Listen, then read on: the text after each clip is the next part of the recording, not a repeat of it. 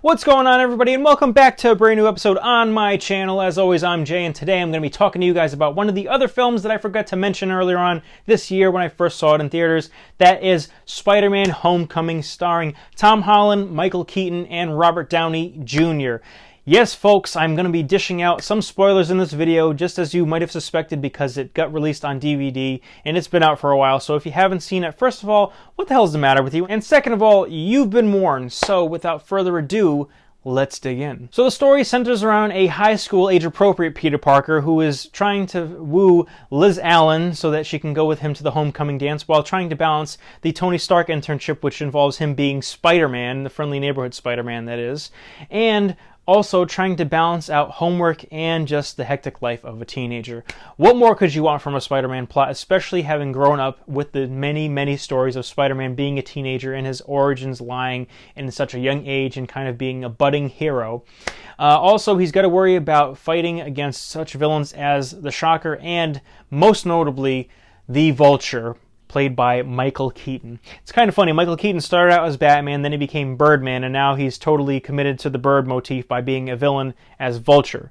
And did I notice it? He was kind of channeling his friend Jack Nicholson's performance as the Joker when he was trying to do a couple things in this.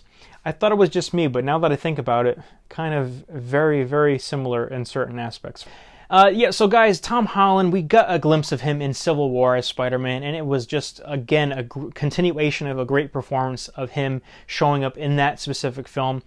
We have a light bit of peppering inside of this film, if you will, of Robert Downey Jr. He doesn't overwhelm the film. He doesn't have such a huge role like maybe the marketing would have suggested, but he is, of course, the perfect amount of Tony Stark inside of this film, just enough to be a slight mentor, kind of an overlooking guardian to Peter, if you will. The action, the comedy, the plot, it was all culminating into this great, awesome film. It's nothing that we hadn't seen before per se, but it was just very, very well done. And I mean, Spider-Man has been waiting for this type of film for a long time. Not to take anything away from the Sam Raimi trilogy or the Andrew Garfield films, but there was something lacking there, and definitely having Spider-Man, who is the Marvel Comics flagship character, back in-house is all the better for it. Tom Holland does a bang-up job, like I said before, of playing Spider-Man, having this great, feel to him as the character and whatnot. He is Spider-Man.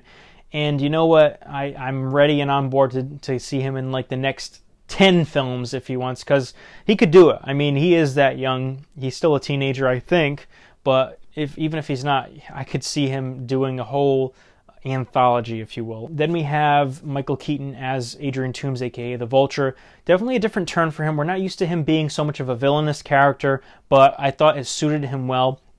And his character in this film was very, very, believably motivated. I mean, at the beginning of the film, we see kind of this thing where it's expanding upon what had happened behind the scenes of the first Avengers film and kind of now, where he ended up having a little company going on with his friends and his workers and everything. And then we kind of see his livelihood taken away from him because he's about to clean up all the debris and wreckage in New York from the Avengers battle with the Chitauri, and then all of a sudden this government agency sanctioned and kind of in cahoots with Tony Stark comes in and steals their livelihood and their work. I would be pissed as hell, because if I had spent all that money to get all this stuff taken care of and actually making all promises and stuff to all my friends and coworkers that I had to take care of, that would be such a dick move. And you know what? It's understandable why he would take some of that tech, use it for his own gain, and then steal even more of it to get some more money for him and his family. I would say the Vulture is one of the top 5 best characters in the Marvel Cinematic Universe so far on that alone. And then, of course, how he was executed. I mean, the adaptation of the Vulture to the big screen was very, very well thought out. The way his wings are mechanically inclined, he has a bomber jacket and his helmet with a breathing apparatus. Those are all things you would need in the real world instead of just being some old, wrinkly old bastard in a freaking bird costume. That's not how stuff works here. And it totally, you totally buy into the concept of the Vulture being this typical normal guy who got his hands on some tech and is just robbing it left and right for personal gain. Some of the things that I didn't like so much, one more than the other is kind of the fact of Mary Jane not being Mary Jane, Michelle, played by Zendaya. I mean, I don't understand why they didn't just commit to it. I mean, it doesn't matter if the internet or Twitter or whoever has figured out what character so-and-so is going to be. It's fine. It's not an issue. It's just like when Batman and the Arkham Knight had revealed that the Arkham Knight was in fact Jason Todd. Every fan knew who he was going to be, but it didn't take away from the story, and actually it was very well done for the way that the universe was depicted. We're going to have an episode of Spider-Man and kind of have a Spider-Man where he has got an AI in a high-tech suit because it's Tony Stark, but yet we're going to be mad about the fact that we're going to have someone figure out that Zendaya is being Mary Jane. That doesn't translate to me. They could probably rewrite something or make it seem like Mary Jane is her stage name or it's her real name. I don't know. I really don't care. But the thing is like, you could have just committed and it would have saved you a world of trouble or headaches in the future of having to rewrite or do any of that bullshit. Fun fact, Karen is played by Jennifer Connelly, who was in the original Hulk film done by Ang Lee, and her husband in real life is Paul Bettany, who played Jarvis's voice and is now the Vision in the current MCU. Not really that big of a deal now that I'm thinking about it, but I used to be sold on the argument that Spider-Man had no spider sense in this. Yes, there are some consistency issues here, but he definitely does. I mean, when he's not facing somebody and he's dodging blows and going like this, hanging upside down, he's got that sense of being able to see it coming and whatnot. Of course, this is the first film where we don't have that slow motion spider sense tingling scene, but it didn't take away from the film. And, of course, we still got plenty of good action, and Spider-Man was still Spider-Man, so it was a win-win-win. Ned, being the guy in the chair for Peter, was excellent. Definitely cool, because, I mean, he's Spider-Man. You would think that some of his friends would actually find out at some point that he is Spider-Man. Plus, it made for some great back and forth with him, and one of the funniest moments in the film where he's caught by a teacher, and she's like, "What are you doing?" And he says, "I was looking at porn." I mean, you can't make this stuff up. And the greatest twist of the film, for sure, which I didn't see coming, was the fact that Liz's dad was Adrian Toomes.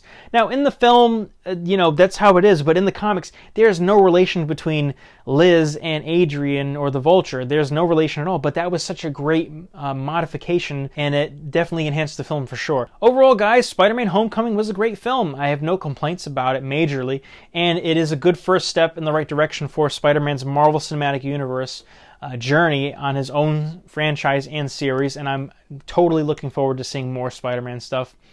I give this film a 3 out of 5 stars. It's nothing crazy new that we've seen, but just the culmination of all the awesome little tidbits and moments here, plus little things and quirks such as the Captain America PE videos and whatnot, and the little wisecracks here and there.